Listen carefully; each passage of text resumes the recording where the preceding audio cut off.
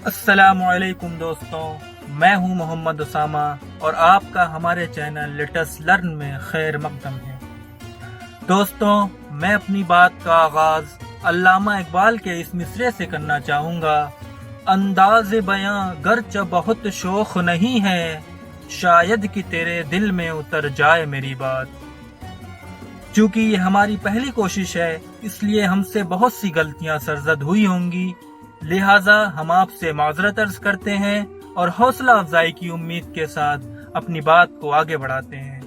ناظرین کرام، ہم اس چینل کے ذریعے سے آپ کو اسلام اور مسلم قوم کی تاریخ، سیاست، معاشرت و معیشت کی مختلف معلومات فراہم کریں گے اور اس کے ذریعے سے مسلم قوم میں بالعموم، مسلم نوجوانوں میں بالخصوص دین و دنیا کو لے کر بیداری پیدا کرنے کی کوشش کریں گے۔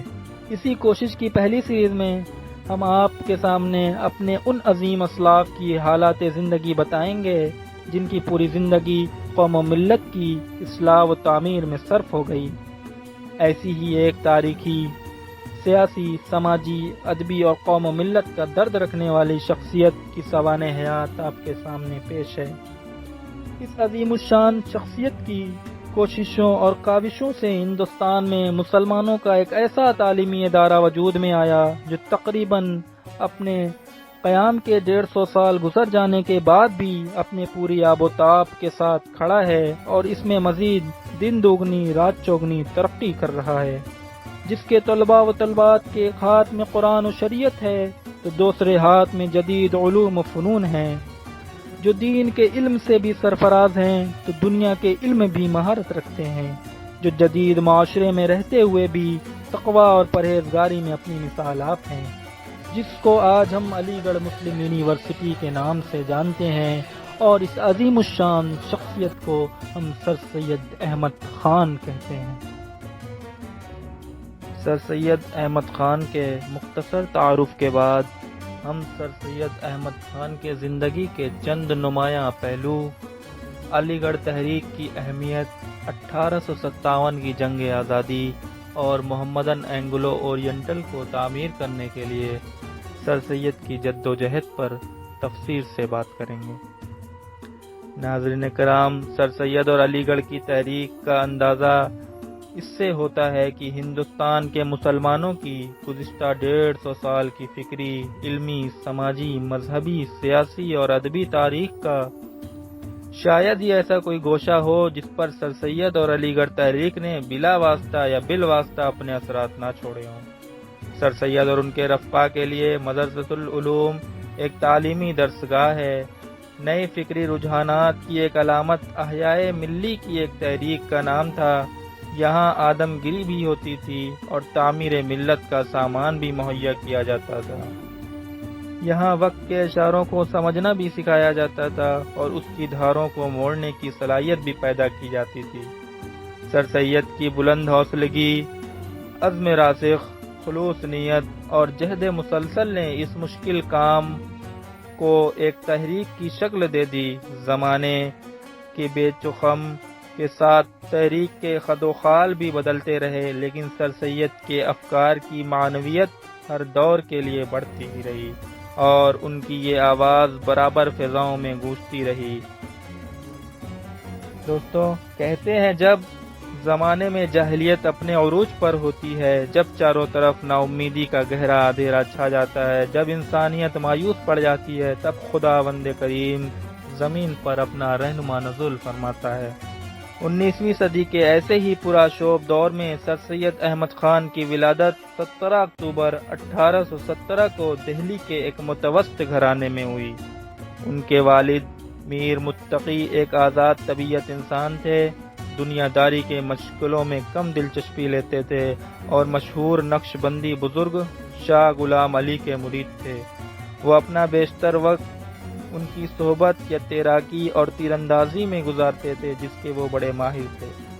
سر سید کا سلسلہ نسب حضرت محمد مصطفیٰ صلی اللہ علیہ وسلم سے 17ویں پشت میں ہے۔ ان کے آباء و اجداد اموی اور عباسی خلفاء کے زمانے میں عرب سے ہجرت کر کے ہرات میں آباد ہوئے اور پھر عہدے شاہ جہانی میں ہندوستان آ گئے اور دہلی میں مقیم ہو گئے۔ آپ کے والد میر متقی شہنشاہ اکبر ثانی کے دربار میں مشیر تھے۔ دادا مرزا ہادی عالمگیر شاہ کے دربار میں اونچے منصب پر فائز تھے اور نانا خواجہ فرید الدین شہنشاہ اکبر ثانی کے دربار میں وزیر تھے۔ بانی علی گڑھ مسلم یونیورسٹی کی والدہ ماجدہ کا نام بیگم عزیز النساء تھا۔ آپ کی والدہ نہایت مہذب اور اعلیٰ اخلاق کی مالک تھیں، جن کی تربیت کا سر سید پر گہرا اثر پڑا۔ شاہ غلام علی نقشبندی مجدیدی نے احمد نام رکھا اور بڑے ہونے کے بعد ابتدائی تعلیم بھی دی۔ آپ نے ابتدائی تعلیم اپنے نانا فرید الدین احمد خان سے بھی حاصل کی۔ ابتدائی تعلیم میں آپ نے قرآن پاک کا ناظرہ پڑھا، عربی اور فارسی ادب کا مطالعہ کیا۔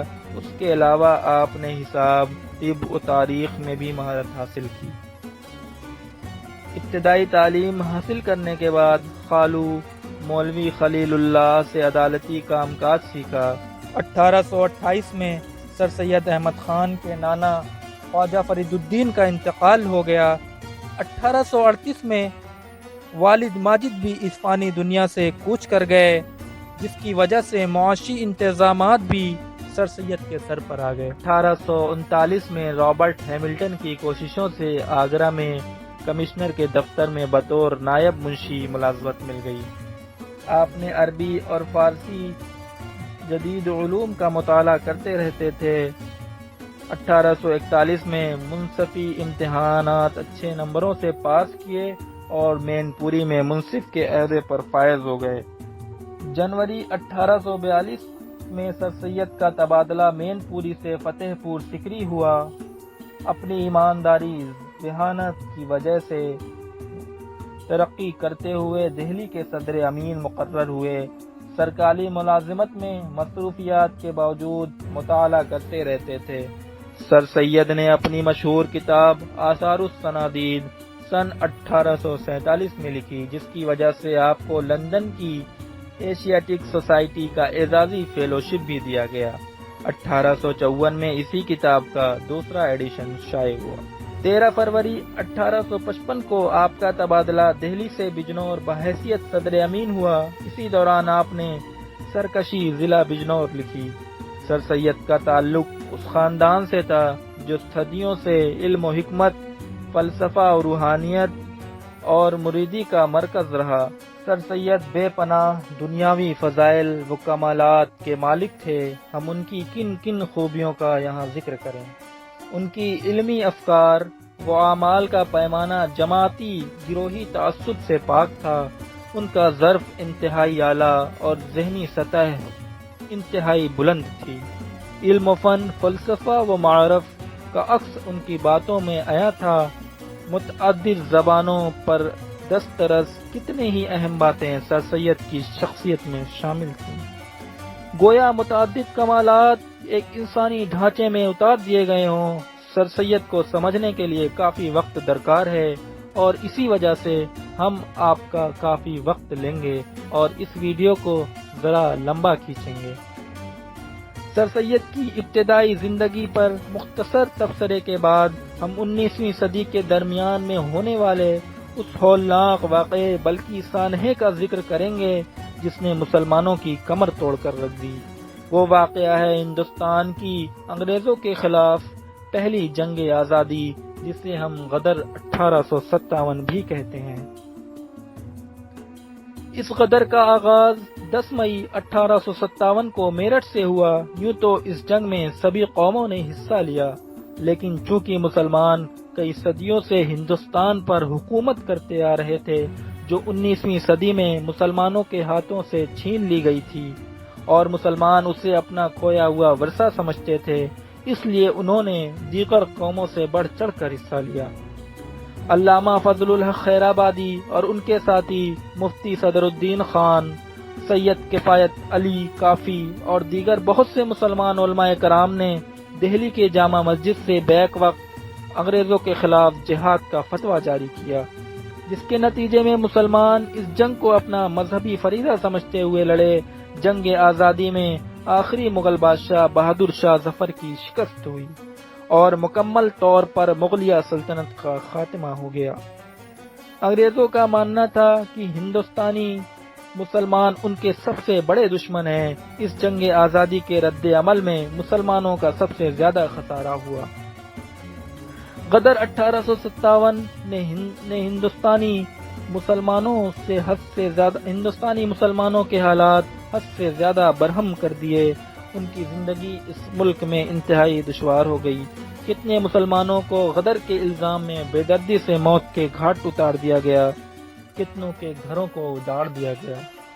خود مغل بادشاہ بہادر شاہ ظفر کے سامنے ان کے 2 بیٹوں اور 1 پوتے کو بے دردی سے قتل کر دیا گیا اور خود بادشاہ کو رنگون جلا وطن کر دیا گیا۔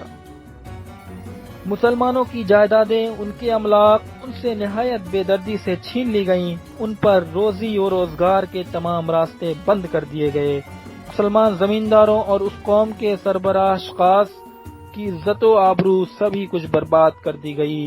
غریب مسلمانوں کے چھوٹے موٹے پیشے اور کاروبار کو تباہ کر دیا گیا، جس سے صنعتگر اور ہنر مند مسلمانوں کی بھی روزگاری ماری گئی۔ دہلی کے جامع مسجد کو فوجی ہیڈ کوارٹر بنا دیا گیا۔ اکبر آبادی اور کشمیری کثر مساجد کو منہدم کر دیا گیا۔ فتح پور سکری مسجد کو ایک ہندو تاجر کو فروخت کر دیا گیا۔ صرف دہلی کے اندر 27,000 مسلمان جاں بحق ہوئے۔ ہزاروں مسلم عورتوں کی عصمت ریزی کی گئی۔ اس طرح مسلمانوں کے اندر معاشرتی، اقتصادی، سیاسی ہر اعتبار سے بدحالی پیدا ہو گئی۔ بقول ایک شاعر کی، دلی میں آج بھی کبھی ملتی نہیں انہیں، تھا کل تک دماغ جنہیں تاج و تخت کا۔ سر سید کے پاس اب 2 راستے تھے، یا وہ قوم کو بربادی اور تباہی کی حالت میں چھوڑ کر خود گوشہ نشین ہو جائیں اور اپنی ہی تعمیر میں جٹ جائیں، یا پھر اپنے سکون کو غارت کر کے ایک مشن اور ایک تحریک کی بنیاد رکھیں۔ کیونکہ سر سید ایک سچے مرد مجاہد تھے، اس لیے انہوں نے قوم کی اصلاح کا ذمہ لیا اور اس کی تکمیل کے لیے اپنا سکون غارت و برباد کر دیا۔ جو ہم کھولنے جا رہے ہیں، اللہ کے فضل سے ایک دن عالیشان یونیورسٹی بنے گا۔ مسلمان ایک طرف مایوسی کا شکار ہو رہے تھے تو دوسری طرف جدید علوم و فنون سے ناواقف تھے۔ وہ انگریزی اور مغربی تعلیم کو اسلام کے خلاف سمجھتے تھے۔ سر سید یہ سمجھتے تھے کہ مغربی تعلیم ہی وہ شمع ہے جو مسلمانوں کو ان ظلمات سے باہر نکال سکتی ہے۔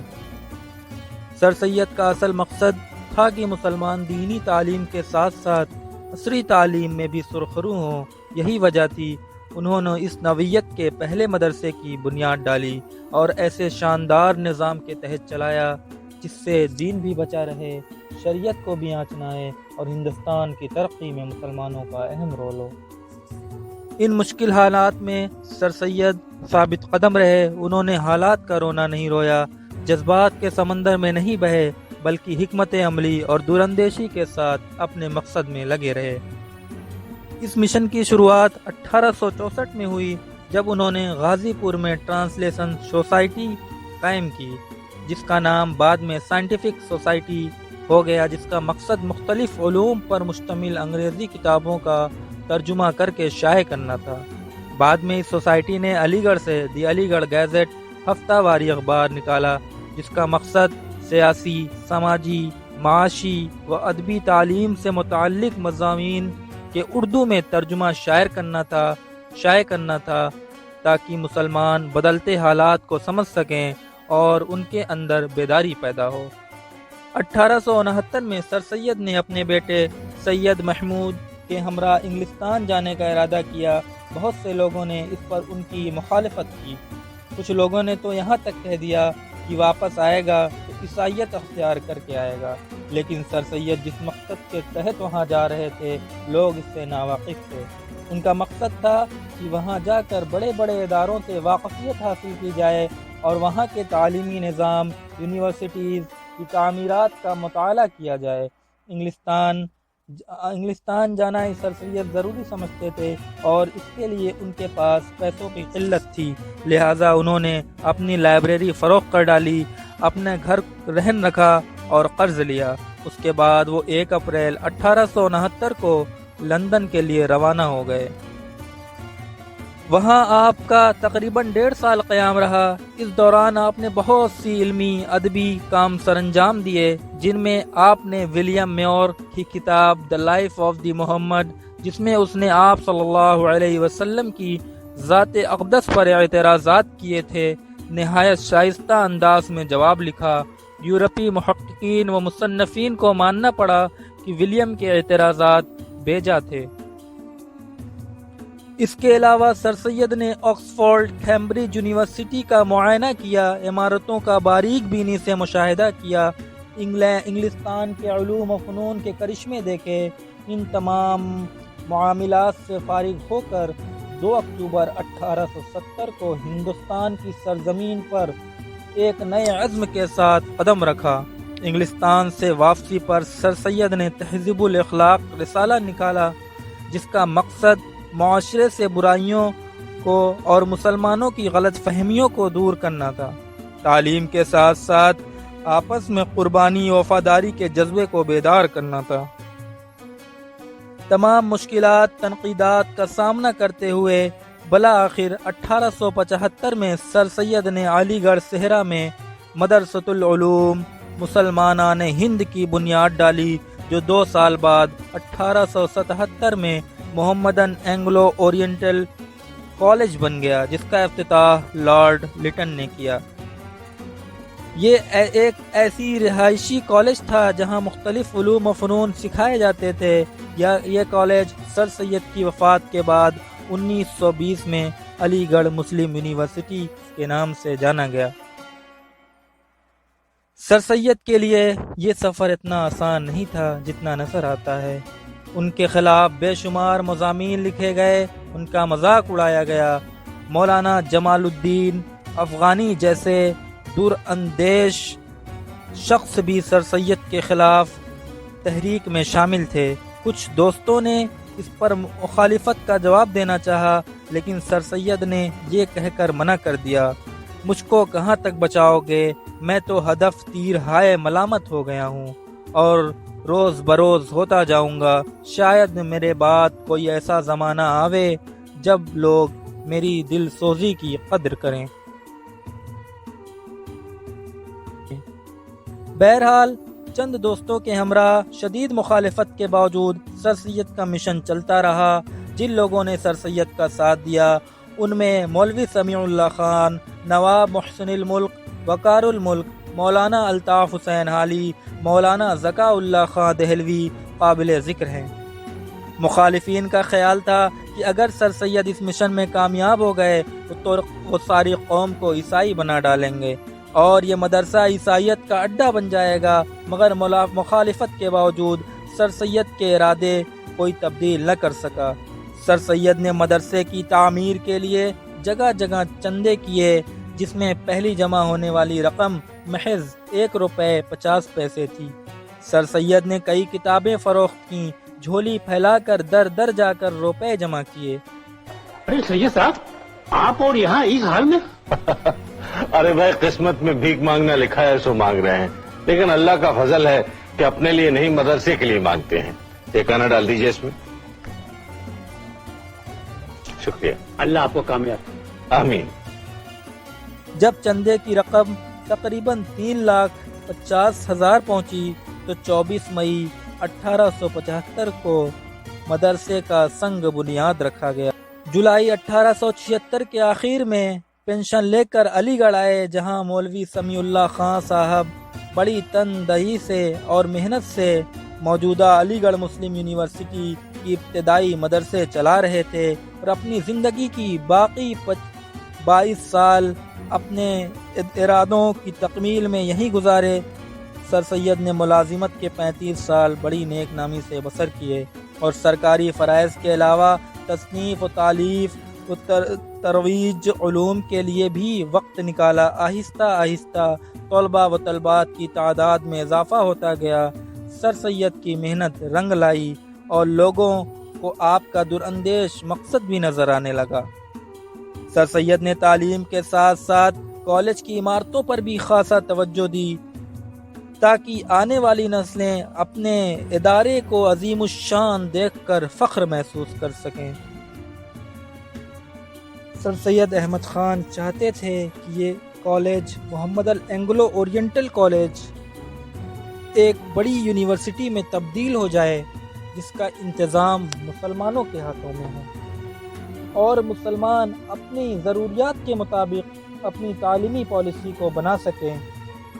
اسی کوشش اور جدوجہد میں سر سید لگے رہے، بالآخر وہ دن آ پہنچا جو کسی کے ٹالے نہیں ٹلتا، اور 27 مارچ 1898 کو 80 برس کی عمر میں قوم و ملت کے لیے درد دل رکھنے والا شخص، مصلح قوم، ماہر تعلیم اور قومی یکجہتی کا علمبردار اس فانی دنیا سے کوچ کر گیا۔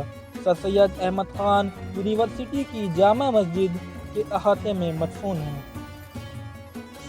مولوی نذیر احمد نے سر سید کے بارے میں کیا خوب لکھا ہے، وہ اپنے وقت کا ایک فرد کامل تھا بلکہ اکمل تھا، کہ ہم میں کا ہر ایک اعلیٰ اس سے اسفل تھا، خرد مندوں کی صف میں سب مؤخر تھے وہ اول تھا، غرض اسلامیوں کی فوج کا لیڈر تھا، جنرل تھا، اب اس کے بعد لشکر ہے مگر افسر نہیں کوئی، بھٹکتا پھر رہا ہے قافلہ رہبر نہیں کوئی۔ سر سید کے انتقال پر ملال نہ صرف ہندوستان بلکہ بیرون ممالک میں بھی نہایت رنج و غم کا اظہار کیا گیا۔ تمام ہندوستان میں شاید ہی کوئی ایسا اسلامی انجمن یا ادارہ ہوگا جس نے سر سید کی وفات پر ماتمی جلسہ اور رنج و منال کا اظہار نہ کیا ہو۔ وائس رائے اور نواب لیفٹیننٹ گورنر کے علاوہ اکثر یورپین آفیسرز نے بذریعہ تحریر یا تقریر سر سید کی موت پر رنج کا اظہار کیا۔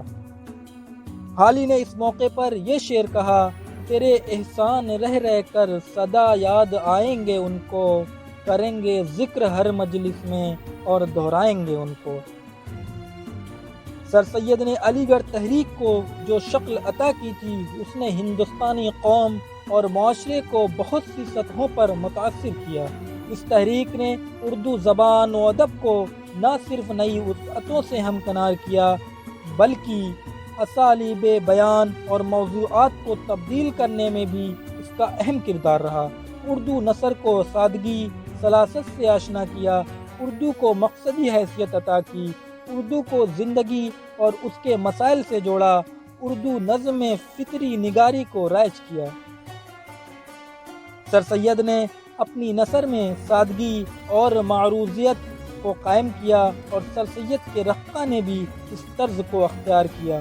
خواجہ الطاف حسین حالی، علامہ شبلی نعمانی، مولوی نذیر احمد، مولوی ذکا اللہ، سبھی نے تحریک علی گڑھ سے روشنی حاصل کی اور اردو زبان و ادب کو فکر و نظر کے لیے نئے زاویے دیے۔ ناظرین کرام، اس ویڈیو کے اختتام سے پہلے چند باتیں بلکہ چند سوالات ایسے ہیں جو میرے ذہن میں گونج رہے ہیں، اور علی گڑھ تحریک کے کارکن کی حیثیت اور ایک مسلمان کی حیثیت سے جو ہم سب کو کرنے چاہیے اور ہم سب کو اس کا جواب ڈھونڈنا چاہیے، جو کچھ یوں ہیں: کیا ہم نے بھی اتنی ہی دلجوئی اور محنت اور محبت سے سر سید کے مشن کو آگے بڑھایا جتنے محبت، محنت و مروت سے سر سید نے بڑھایا تھا؟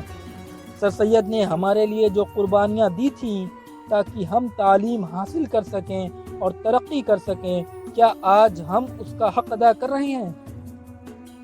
آج ہم یونیورسٹی میں مختلف علوم و فنون سیکھنے کے جو وسائل ہمیں میسر ہیں، کیا ہم ان کا صحیح استعمال کر رہے ہیں؟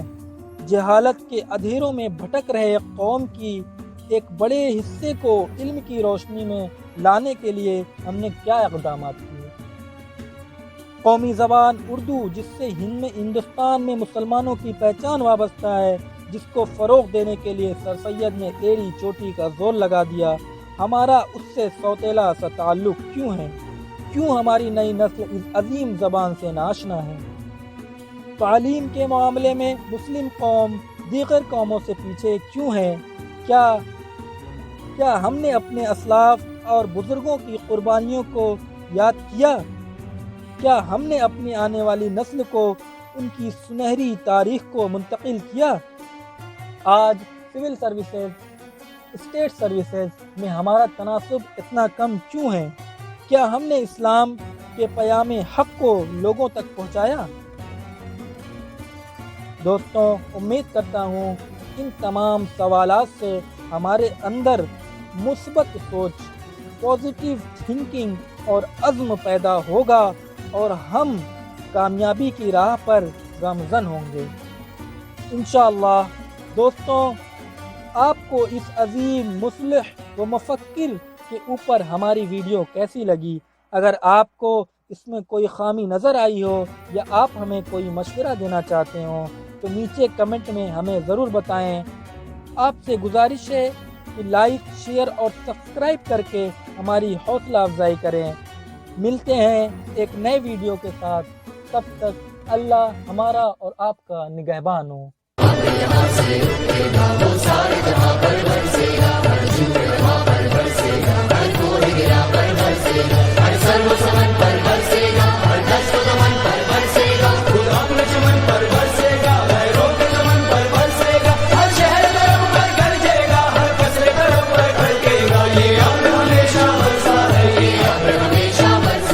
یہ